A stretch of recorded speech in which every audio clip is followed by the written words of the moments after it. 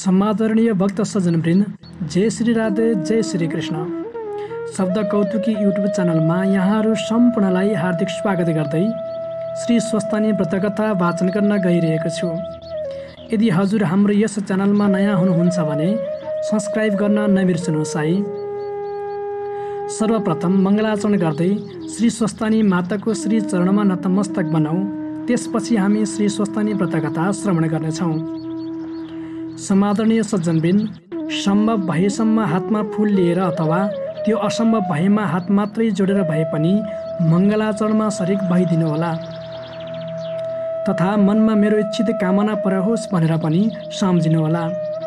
साथै नछुटाइकन अध्यायको विश्राम पर्यन्त एकचित्त भई श्रवण गर्नुहोला, ताकि भगवती श्री स्वस्तानीमा लागेको हजुरको पवित्र मन छुट्टिएर अन्तकतै नलागोस्। अथ मङ्गलाचरणम्। यं ब्रह्मा वरुणेन्द्ररुद्रमरुतः स्तुन्वन्ति दिव्यैस्तवैर् वेदैः साङ्गपदक्रमोपनिषदैर् ज्ञायन्ति यं सामगा ध्यानावस्थि तदद्गतेन मनसा पश्यन्ति यं योगिनो यस्यान्तं न विदुः सुरासुरगणा देवाय तस्मै नमः।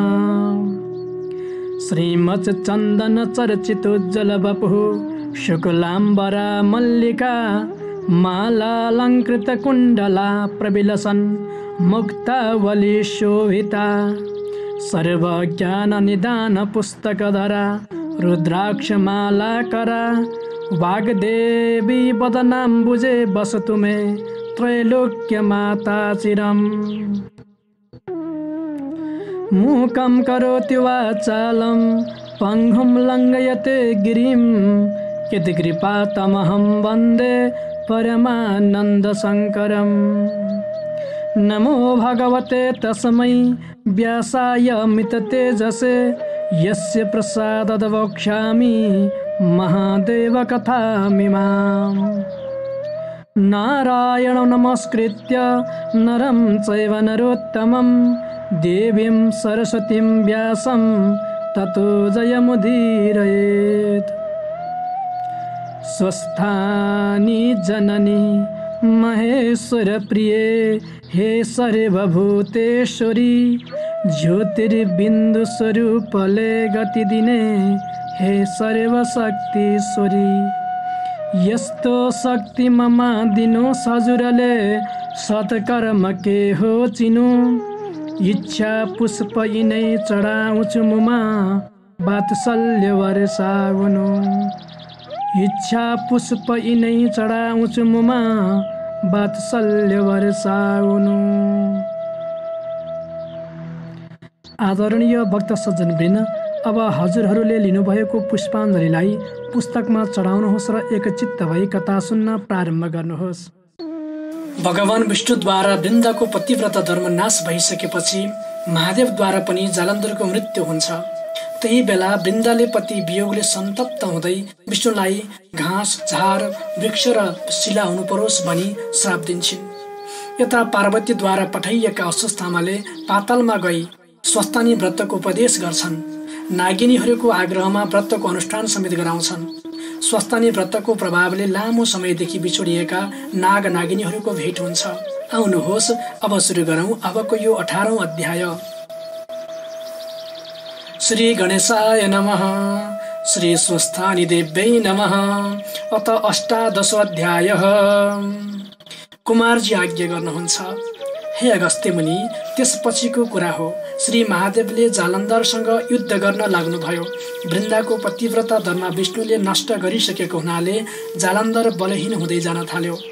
यसरी जालन्धरलाई कमजोर हुँदै गएको थाहा पाएर अब त विष्णुले वृन्दाको सत्य डगाइसक्नु भएछ भन्ने बुझी आफ्ना हातमा रहेको त्रिशूलले जालन्धरलाई ताकेर प्रहार गर्नुभयो। त्रिशूलको वेदना खप्न नसकी जालन्धर तत्काल मरेर आफ्नो लोक अन्तपुरको चोक बीचमा ठुलो आवाज गरी ढल्यो। त्यो आवाज सुनेर वृन्दाले के को आवाज आयो भनी हेर्न जाँदा आफ्नो स्वामी जालन्धर मरेको देखिन्। यस्तो देखि अनेक तरहसँग विलाप गर्न लागिन्। हे स्वामी, यस्तो अवस्थामा मलाई एक्लै छोडी कहाँ जानुभयो? पापिष्ट विष्णुले छल गर्दा आज तपाईँको यो अवस्था भयो। तपाईँ बिना मेरो यो प्राण कसो गरिराखौँला। तपाईँ जहाँ जानुभयो म पनि उहीँ जान्छु।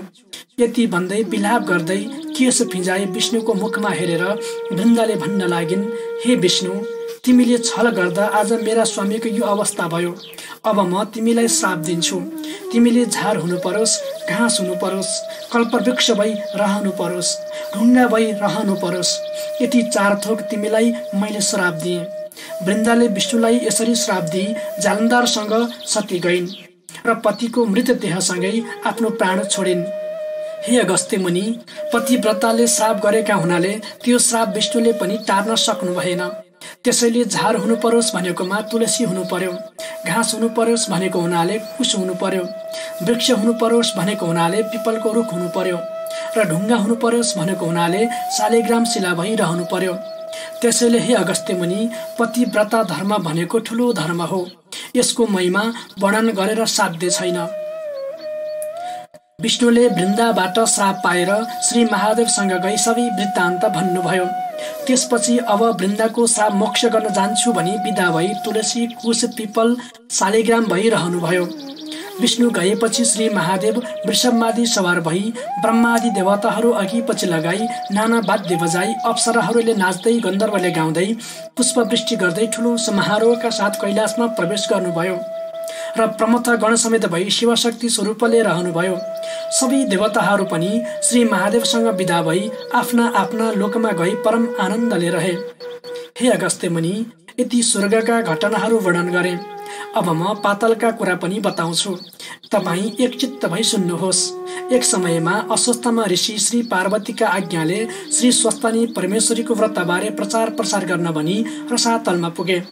त्यो स्थान सयौं सूर्यका तेज जस्ता जाजल्यमान तेज भएको शेषनाग, तक्षक नाग, कर्कोटक नाग, पद्मनाग, शङ्खपाल नाग, कोलिक नाग, वरुण नागले शोभायमान भएको थियो। नागिनीहरू पनि हीरा, मोती, माणिक इत्यादिले अलङ्कृत भएका र उत्तम उत्तम वस्त्र पहिरी उभन्दा उराम्री भई बसेका थिए। यस्तो पुरीमा अस्वस्थमा पुगे। अस्वस्थमाले शेषनागका घरमा गई भने, हे शेषनाग, श्री पार्वतीका आज्ञाले श्री स्वस्तानी परमेश्वरीको व्रत गराई जो दुखी छन्, जो दरिद्र छन्, तिनीहरूको उद्धार गर्न भनी म यहाँ आएको हुँ। यहाँ कोही दुखी छन् कि बताउनुहोस्। अस्वस्थमा ऋषिका कुरा सुनि शेषनागले भने, हे अस्वस्थमा ऋषि, यहाँ त्यस्ता दुखी त कोही पनि छैनन्। बरु यहाँ भन्दा अलिक पर वनका नजिकमा शङ्खचूर्ण नाग, रत्नचूर्ण नाग, कृपादत्त नाग, धातृराष्ट्र नागको घर छ। तिनका स्त्रीहरू दुःखमा छन्, त्यहाँ गई सोध। शेषनागको वचन सुनि अस्वस्थमा ऋषि त्यहाँबाट उठेर नागिनीहरू भएका ठाउँतिर गए। त्यहाँ शङ्खचूर्ण नागकी स्त्री हिरावती, रत्नचूर्ण नागकी स्त्री रत्नावती, कृपादत्त नागकी स्त्री मृगावती आदि थिए। त्यस स्थानमा नाग र नागिनीहरू ठुलो प्रीतिले रहँदा पनि अत्यन्त दुःख पाएका थिए। उनीहरूका श्रीमान धन सम्पत्ति कमाउनका लागि परदेश गएका थिए। उनीहरू घर छोडी गएको पनि 12 वर्ष बितेको थियो। नागले नागिनीको र नागिनीले नागको खबर पाउन सकेका थिएनन्। यस्तो अवस्थामा अस्वस्थमा ऋषिले त्यस्ता दुखीको समुद्रमा डुबिरहेका नागिनीहरूलाई खोज्दै गए। अस्वस्थमा वनमा हुहल्ला गर्दै जाँदा नागिनीहरूले सुनेर को हल्ला गर्छ भनी गुफादेखि बाहिर निस्केर हेरे। उनीहरूले अस्वस्थमा ऋषिलाई देखेपछि हुहल्ला गर्दै आउनुभएको कारण सोधे, हे अस्वस्थमा ऋषि, आज हाम्रा घरमा के कामले आउनुभयो? अस्वस्थमा ऋषिले उत्तर दिए, हे नागिनी हो, पार्वतीका आज्ञाले श्री स्वस्तानी परमेश्वरीको व्रत गराई जो दुखी छन्, जो दरिद्र छन्, जसका पुरुष छैनन्, जसका स्त्री छैनन्, तिनीहरूलाई उद्धार गर्न भनी म यहाँ आएको हुँ। अस्वस्थामाले भनेको वचन सुनि नागिनीहरूले मनमा आनन्द मानी आसनमा बसाई भन्न लागे, हे ऋषीश्वर, हामी दुखी पनि छौँ, दरिद्र पनि छौँ, पापी पनि छौँ, सन्तति पनि छैनन्। नागिनीहरूले आफ्ना पुरुष पनि छैनन् भन्दै अन्तर्वेदना कहे। नागहरू प्रदेश गएको र आफूहरूले दुःख पाएको कुरा पनि सुनाए। ती नागिनीहरूका कुरा सुनि अस्वस्थामा ऋषिले भने, हे नागिनी हो, तिमीहरू एकचित्त भई सुन। तिमीहरूको दुःख नाश गर्ने व्रतको सम्पूर्ण विधि बताउँछु। यति भनेर ऋषि अस्वस्थामाले सत्य युगमा हिमालय पर्वतकी पुत्री पार्वतीले श्री महादेव स्वामी पाउनका लागि श्री स्वस्तानी परमेश्वरीको व्रत गरेको प्रसङ्ग सविस्तार बताए। साथै त्यसको व्रतविधि पनि बताउन लागे। पौष शुक्ल पूर्णिमाको दिनदेखि स्नान गरी पवित्र भई एकभक्त रही एकचित्त गरी आफूले चिताएको कामना सिद्ध होस् भनी महिना दिनसम्म नित्य मध्याह्न कालमा श्री महादेवको पूजा गर्नु, पुनः चन्द्रमाको निम्ति बत्ती बाल्नु र श्री स्वस्तानी परमेश्वरीको कथा नित्य सुन्नु। जब माघ शुक्ल पूर्णिमाको दिन आउँछ अनि 108 रोटी, 108 अक्षता, 108 जनै, 108 पान, 108 गुटका सुपारी, 108 नाना जातका फूल सगुण समेत नाना उपचार तयार गराउनु अनि तामाको थालीमा ओमकार लेखी गंगा जलले स्नान गराउनु, श्रीखण्ड, रक्तचन्दन, सिन्दुर, फल, धूप, दीप, नैवेद्य, वस्त्र भेटी चढाउनु, अर्घ्य दिनु, ध्यान जप गर्नु अनि प्रसाद झिक्नु र अष्टोत्तर 100मा 8 रोटी, 8 अक्षता, 8 बेली पुष्प, 8 यज्ञसूत्र, 8 पान, 8 कुडका सुपारी अनि सगुण समेत आफ्ना पतिलाई दिनु, पति नभए छोरालाई दिनु, छोरा पनि नभए मृत छोरालाई दिनु, मृत छोरा पनि नभए जुन कामनाले आफूले व्रत गरेको हो सो मेरो कामना सिद्ध होस् भनी गंगाजीमा लगी बगाइदिनु, 100 रोटी आफूले फलाहार गर्नु, राति जागराम बस्नु। यस्तो व्रत गर्यो भने तिमीहरूको दुःख नाश होला, नागहरू पनि आइपुग्लान्। यति अस्वस्थमा ऋषिले भनेपछि नागिनीहरू धेरै खुसी भई भन्न लागे, हे अस्वस्थमा ऋषि, हामी स्त्री जातिलाई यस्तो ज्ञान कहाँ होला, तपाईँ आफै बसी त्यो व्रत सम्पन्न गराइदिनुहोस्। यति नागिनीहरूले अस्वस्थामालाई भनेर घरमा लगेर गए अनि श्रद्धापूर्वक भोजन गराइराखे। त्यहाँ पछि जब पौष शुक्ल पूर्णिमाको दिन आयो तब अस्वस्थमा ऋषिले नागिनीहरूलाई विधिपूर्वक व्रत आरम्भ गराए।